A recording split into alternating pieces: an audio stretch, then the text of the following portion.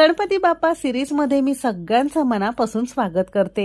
लवकरच गणेश चतुर्थी येणार आहे आणि अगदी घराघरांमध्ये आवर्जून बाप्पाचा आवडता उकडीचा मोदक केला जातो। आता उकडीचे मोदक तुम्हाला अगदी 5-6 मिनिटात जर करायचं असेल ना, तसं हे गुळ खोबऱ्याचं मोदकाचं सारण तुम्ही एकदाच जर करून ठेवलं की अगदी महिनाभर व्यवस्थित राहतं।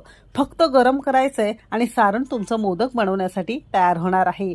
अशी ही पूर्वतयारी गणपती बाप्पासाठी करून ठेवली की अगदी काम तुमचं सोयीस्कर होणार आहे।